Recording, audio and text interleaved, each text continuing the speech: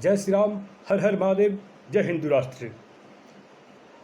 मैं ब्रह्मानंद झा आज आप सबके समक्ष लव जिहाद जैसे एक ज्वलंत मुद्दे को सामने लाकर रखना चाहता हूं और लव जिहाद की विभीषिका पर आज आप सबका ध्यान आकृष्ट करना चाहता हूं।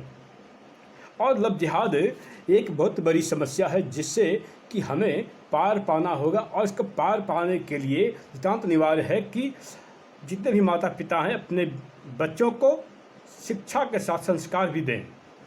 और अब मुख्य मुद्दे पर आते हुए मैं सबके समक्ष लव जिहाद पर चर्चा करना चाहता हूं।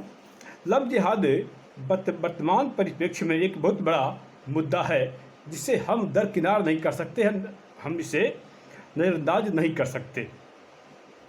और इस मुद्दे पर उदासीनता आने वाले कल के लिए खतरे का संकेत है। ये ज्ञात हो कि आग उधर लगी है तो आग इधर भी लग सकती है, और जो मातम विलाप उस तरफ है इस तरफ भी हो सकता है, वो हमारे घर की भी बात हो सकती है।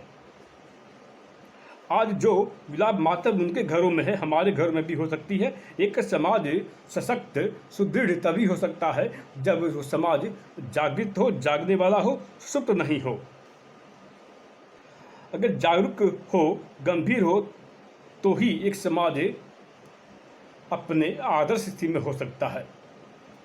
एक सुप्त समाज, सोया हुआ समाज अपने सुख की रक्षा नहीं कर सकता। हमारी बहनें, हमारी बेटियां हमारा अभिमान है, हमारा गर्व है। उनकी रक्षा सुरक्षा हेतु हमें गंभीर होना पड़ेगा। काल यह कि यदि हमारी बहनें बेटियां न होंगी तो हम कन्यादान किसका करेंगे। सनातन हिंदू धर्मानुसार हमें 5 परिस्थितियों में शस्त्र धारण करना चाहिए, और इन 5 परिस्थितियों में शस्त्र धारण करना धर्म के समान माना गया, उसे धर्म माना गया है। सनातन धर्म के अनुसार अर्थात मनुस्मृति के अनुसार 5 परिस्थितियाँ ऐसी हैं जब शस्त्र धारण करना चाहिए। नंबर 1 स्वयं की रक्षा के लिए, नंबर 2 स्त्री की रक्षा के लिए, और नंबर 3 गौ माता की रक्षा के लिए, 4 में धर्म की रक्षा के लिए, और 5वां राष्ट्र की रक्षा हेतु, देश की रक्षा हेतु। लव जिहाद आज तक हमारी निम्न बहन लव जिहाद की शिकार हो चुकी हैं, और इनमें से 80% बहनें अब इस दुनिया में नहीं है, अब वो मर चुकी हैं। और शेष बहनें बेटियां अरब के शेखों को बेच दी जाती है और उन्हें सेक्स स्लेव बना करके रखा जाता है। इसलिए जागरूक हों और जातियों के लिए न लड़ें। जातियां आपको लड़ाने के लिए बनाई गई, को कमजोर करने के लिए बनाई गई है।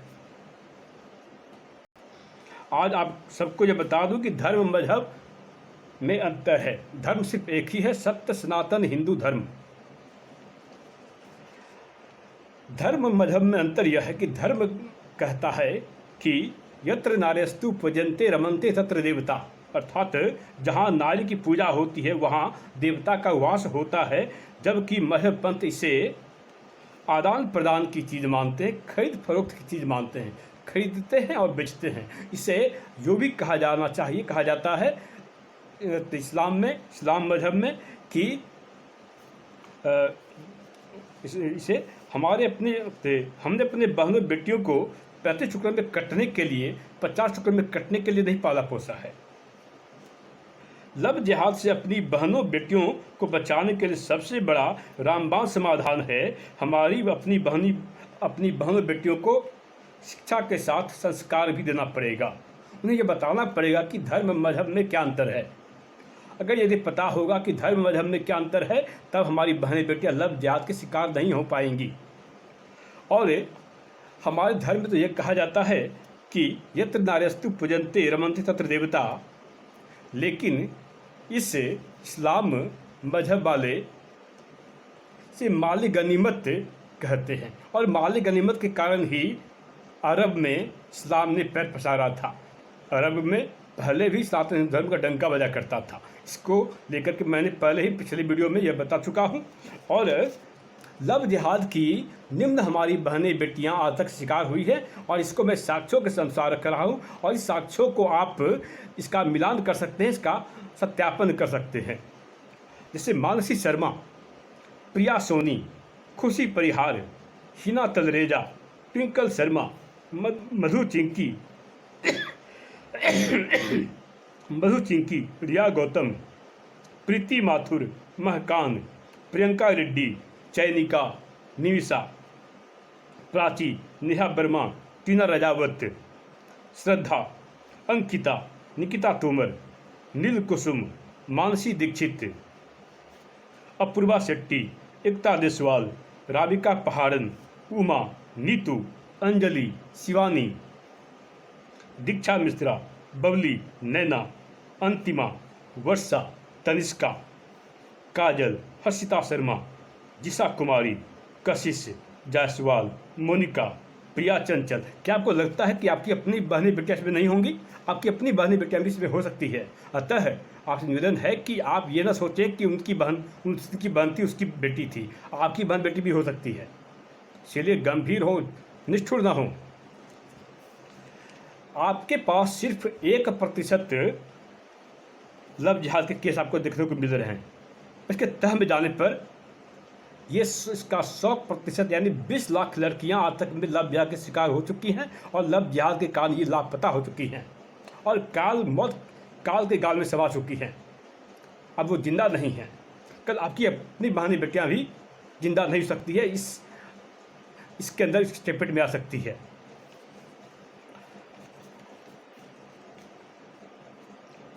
आपकी जानकारी के लिए आपको बता दूं कि पिछले 5 वर्षों में 40,000, जी हाँ 40,000 महिलाएं गुजरात से लापता हैं। इन 40,000 से ज़्यादा महिलाओं जो कि गुजरात से लापता की गई हैं, इनके साक्ष्य NCRB, जी हाँ NCRB के द्वारा जारी किए गए हैं। वास्तव में NCRB के द्वारा जारी किए गए आंकड़े 41,621, एक बार फिर से 41,621 यानी 41,621, यानी कि प्रति वर्ष 8,324 के औसत से महिलाएं, लड़कियां गायब की जा चुकी हैं, गायब हुई हैं। और केरल से 32,000 लड़कियां, महिलाएं गायब की जा चुकी हैं, गायब हुई हैं। आप जातियों में उलझे हुए हैं, पर ध्यान रखिए कि आपकी जाति चाहे कोई भी हो, चाहे ब्राह्मण हो, भूमिहार हो, अछूत हो, कृषि हो, कोई भी हो, ब्राह्मण हो, क्षत्रिय हो, वैश्य शूद्र हो, आप उनके लिए सिर्फ काफिर हैं।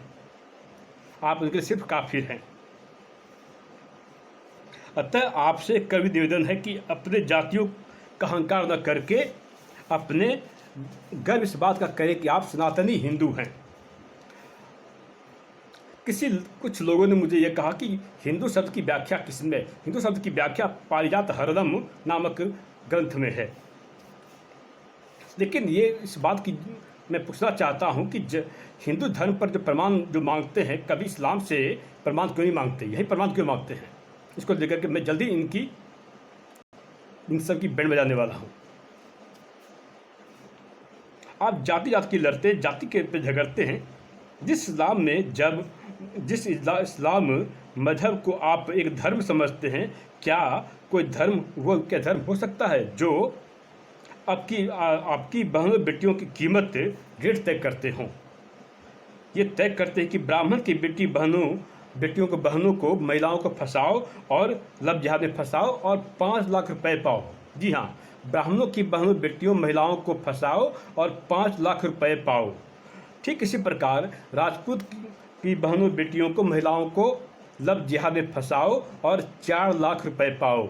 ठीक इसी तरह दलित की बहनों बेटियों स्त्रियों महिलाओं को लव जिहाद में फंसाओ और 3 लाख रुपए पाओ। ठीक इसी प्रकार अन्य जातियों जो हमारे हिंदू धर्म में हैं, उनकी बहनों बेटियों महिलाओं को फंसाओ और बदले में 2 लाख रुपए पाओ। तो क्या ये धर्म है? ये धर्म नहीं है। और 2 लाख रुपए पाओ। ध्यान रहे, जातियों को ताक पर रखिए। नारी सिर्फ नारी ही होती है, और मनुस्मृति के अनुसरण करने पर मनुस्मृति का अनुसरण करें। मनुस्मृति के स्मरण करने से और उसका अनुसरण करने से वो ज्ञात हो कि यह क्या स्मृति में लिखा है, यत्र नार्यस्तु पूजन्ते रमन्ते तत्र देवता। अर्थात जहाँ नारियों की पूजा होती है जहाँ वहाँ देवता का वास होता है। जहाँ नारियों की पूजा होती है वहाँ देवताओं का वास होता है, वहाँ देवता भ्रमण करते हैं। दारियाँ सिर्फ दारियाँ होती हैं, उनकी जाति नहीं होती। अतः कोई किसी भी जाति में जब लेने से वह छोटी या बड़ी नहीं हो जाती, वो पूजनीय होती है। वो पूजनीय इसलिए होती है क्योंकि उसमें वो देवी समान होती है, क्योंकि उसमें मातृत्व भाव होता है, वो दया की सागर होती है। और अंत में मैं उन माताओं पिताओं से यह कहना चाहूँगा कि अपनी पुत्रियों को, बहनों को शिक्षा के साथ संस्कार भी दें। बिना संस्कार के जीवन नहीं रहता।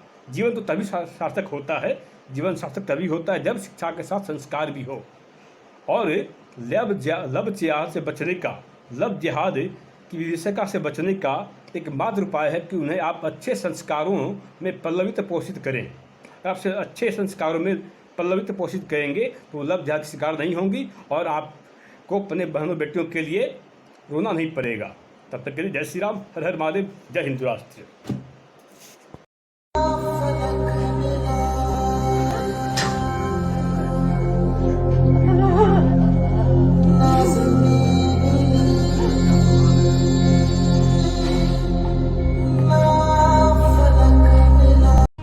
ये जो आपको स्क्रीन पर दिखाई दे रहा है ना, ये कुछ लोगों का बिजनेस है।